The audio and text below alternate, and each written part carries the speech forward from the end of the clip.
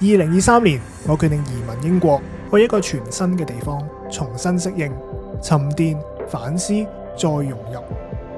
唔經唔覺喺英國度過咗2年，跳出自己嘅舒適圈，喺英國做翻本行，得閒又做翻啲英國人會做嘅嘢，約朋友去 pub 飲嘢，放假又去下唔同嘅地方玩，慢慢去融入呢個地方。只不過經過呢2年，我係咪中意英國呢個地方呢？成日講話融入，咁我變咗英國人未呢？定係其實英國都唔係太啱我呢？始終都係香港最好。搞咁多嘢，我最後都要回流。Hello， 大家好，我係 Matthew。咁話咁快呢，我就搬咗嚟英國生活2年啦。究竟我嘅第2年過成點呢？今日就嚟總結一下我嘅移英第2個 chapter 第2章啦。可能睇緊嘅你係第一次睇我呢個 channel， 好多謝你撳入嚟睇我亂噏。咁我呢，就係2023年1月搬咗嚟英國，咁初就喺一個叫做 Fleet 嘅小鎮度落腳。幾個月之後呢，就因為工作關係搬咗去 Cardiff， 繼續做翻我嘅本行 software engineer。咁呢個就係我少少嘅背景啦，可能已經悶親你啦，係咪？你可以話係㗎。我相信大多數人睇人移英都係想睇人點樣放棄香港嘅本行，嚟到一個唔熟悉嘅地方，返廠、返超市，好辛苦咁樣捱世界。但係我想講嘅係喺英國返本行嘅人其實都有好多，相信每個表面上好順利做到自己中意做嘅嘢嘅人，除咗幸運之外咧，大家背後都付出咗好多嘅。咁我就分享一下我移民過嚟英國做咗幾多嘅準備。好，移民之前嘅準備，唔理移英之前做咗幾多準備都好，你總係會覺得唔夠嘅。咁我嚟之前咧就做咗好多嘅 coding test exercise、system design， 準備 interview， 又日日聽 BBC 練英文。你可能以為做 IT 好吃香，但係其實2022、2023年疫情之後，全世界炒咗好多人，所以我內心係有非常之多嘅小劇場，例如會唔會揾唔翻本行㗎？會唔會冇人請我做 IT 㗎？我做唔翻 IT 可以做啲咩呢？所以除咗準備我本行嘅嘢之外咧，我仲走去學沖咖啡，考埋一張 barista cert， 仲有學拍片、剪片、拍 YouTube， 盡量揾多啲唔同嘅可能性。我從來都唔會話搬去一個新地方係好容易，所以做到本行嘅背後咧，其實付出咗好多嘅時間同埋努力。唔知大家有冇聽過 The Diary of the CEO 呢一個 podcast？ 咁主持人 Stephen Bartlett 咧就話人生有5個水桶，分別係 knowledge、skills、network、resources 同埋 reputation。佢話我哋永遠都一定要裝滿 knowledge 同埋 skills。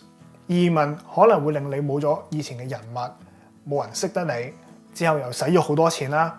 但係有知識、有技能，去到邊度你都可以重新建立翻所有嘅嘢。所以我永遠都會記住一點，就係要好好裝備自己。咁有嘢做之後咧，就進入咗第2個階段。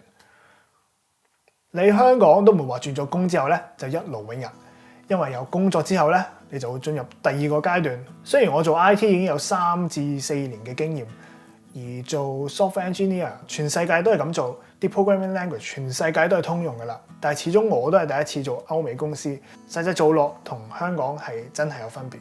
大家嘅 coding style 唔同啦，呢度寫好多 test， 而文化衝擊最勁咧就係你香港做 IT 就俾人叫 IT 狗，因為老細掉啲嘢俾你做咧，你就日日坐喺度揼曲搞掂佢。而外國嘅 software engineer 咧係開好多會，大家會一齊討論，搞掂定好晒個方向先會一齊做。而我知咁樣做係唔想做下又彈回頭重新做過，咁樣反而會嘥好多時間。記得我頭1-2個月咧，其實好唔慣，好大壓力。試過做 task 做完啦，俾 senior review， 好多 comments， 我會成日喺度諗，點解呢間公司會請我嘅咧？係咪純粹想要 diversity， 所以先請個亞洲人咧？同埋嗰陣我個 team 全部嘅同事都係 senior， 得我個 title 唔係 senior 啫，所以我嗰陣覺得自己同人好大分別。唔知大家有冇聽過 imposter syndrome， 中文叫做冒牌者症候群。我成日都覺得自己好冇自信，唔知點解自己憑啲乜嘢可以入到嚟做，覺得自己擁有呢一切係因為純粹自己好運。咁既然咁辛苦，咁我係點樣繼續行落去嘅咧？係愛啊，定係責任咧？係窮啊！支持繼續我行落去嘅動力係會諗翻自己點解可以嚟到英國。幾年前香港好多人付出咗好多，意外咁樣先至令到我哋有機會嚟到英國。而呢啲機會唔係個個都有㗎。例如呢度嘅留學生畢業之後想繼續留喺英國嘅話，係非常之難。你要揾到一份工，38,700英鎊先可以留得低，申請一個 visa。同埋我做到自己嘅本行已經俾好多人幸福㗎啦。我知好多人都好辛苦咁樣去打幾份工去 support 自己嘅家庭，所以我覺得要為自己嘅人生負責，過得嚟就搏盡，盡量唔好諗啲咩退路。除咗心態上嘅改變，工作上又有啲咩嘢實際嘅方法可以幫助自己呢？我覺得最緊要嘅就係問多啲問題。問多啲之後，我先至發現，原來其實我同同事嘅差距都唔係真係咁大嘅。仲有近年崛起嘅 ChatGPT 都幫助咗我好多啦。實不相瞞，其實我每一日都用緊 ChatGPT 嘅。我知有時 AI 都有佢嘅缺點，都有錯嘅時候嘅，絕對係要識得分邊啲幫到你，邊啲幫唔到你。識得使用 AI 嘅長處，真係可以幫到日常工作好多㗎。仲有時有啲咩英文上嘅問題唔識，都可以問 ChatGPT。有機會嘅話，我可以出一段片講下點樣正確咁樣去使用 AI。咁究竟我會回流定係繼續留低呢？講咗咁耐喺英國嘅辛酸史，咁我係咪要回流呢？定係決定要轉換跑道去其他地方發展呢？嗱，老實講，英國絕對唔係一個天堂。我隨時都可以數到10個缺點出嚟，例如英國嘅經濟真係麻麻地啦，喺度做嘢又要交好多稅。詳細嘅話可以睇翻我上一段片，我都有講過英國係有啲咩問題。但係住咗喺度2年，我應該都會繼續留低喺度住嘅，因為我發現喺度住的確係開心啲、自在啲。首先講下我工作上嘅機會，我2024年暑假咧就升咗職啦。雖然我嘅 title 前面加咗 senior 呢隻字，但我實際工作內容咧都係冇乜點樣多到嘅，因為之前都係做緊 senior 做緊嘅嘢。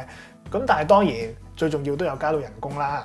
所以最緊要翻工唔好唔出聲，唔識就問。只要知道自己做緊啲乜嘢，香港人出到外國都唔會差得去邊嘅，一樣都有咁多嘅機會。Work-life balance， 我最中意我呢份工嘅其中一個原因咧，就係呢一份工嘅翻工時間非常之 flexible， 一個星期2日 work from home， 翻3日 office。我公司有好多同事咧都有小朋友，有時佢哋3點咧就會去接仔女放學，再翻屋企 work from home。而如果有時你要睇 GP， 寵物病咗，屋企要收貨要收家私，都可以 work from home。呢度係講個信字，大家都係成年人，自己都可以去安排時間㗎啦。你只要準時交到貨就得啦，唔似得香港要坐定定喺公司8-9個鐘先可以走。仲有我會選擇留低嘅係因為我好中意 Cardiff 呢個地方。我移民英國揀落腳點嘅時候，其實從來都冇諗過 Cardiff。我心諗威爾斯係咪一個鄉下地方嚟嘅咧？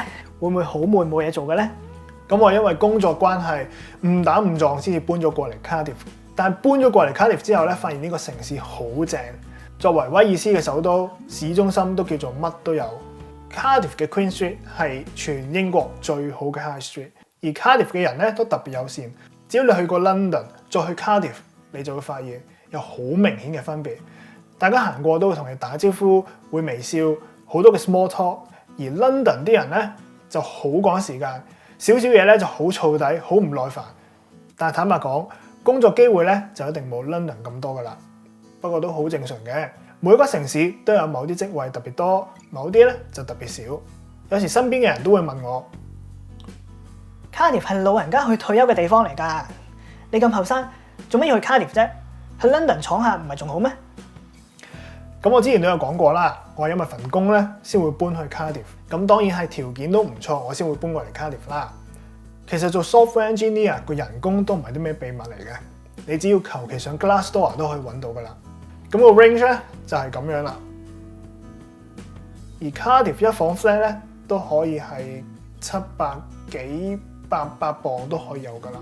你去 London 揾一份工，個人工可能多20%，但係租金實在係太貴啦，啲 flat 都要成1000幾磅，仲要都未計搭 tube 翻工個交通費，計翻落條數都唔係好划算，所以我暫時喺 Cardiff 咧都住得好開心、好自在。好啦，講咗咁多嘅辛酸史，又講埋我點解會繼續留喺英國嘅原因。咁嚟緊呢一年，我有啲咩目標呢？首先工作上，我會繼續努力。近呢10年 IT 行業全世界都好吃香，但係我冇水晶球，我確保唔到10年之後都仲係咪咁吃香噶嘛？你知科技日新月異 ，AI 可以取代好多職業，但係我相信同時都可以創造好多新嘅就業機會。唯有 keep 住學啦，保持自己競爭力，同埋我希望做多啲運動，因為我知道身體係好重要。我好明白有個健康嘅身體先可以周圍去，先可以繼續做我想做嘅嘢。而我每個星期6咧都會去 park run， 同埋我希望一個星期都可以抽2至3日去做 gym 去 keep fit。咁順便講埋我 YouTube 嘅目標啦。我上年嘅重心放晒落去工作上面，因為始終拍片都只係我嘅興趣。但有時我都會收到好多觀眾嘅留言，我都好開心。我知我啲片出得唔係密，因為每一段片咧我都想做到最好先至出街。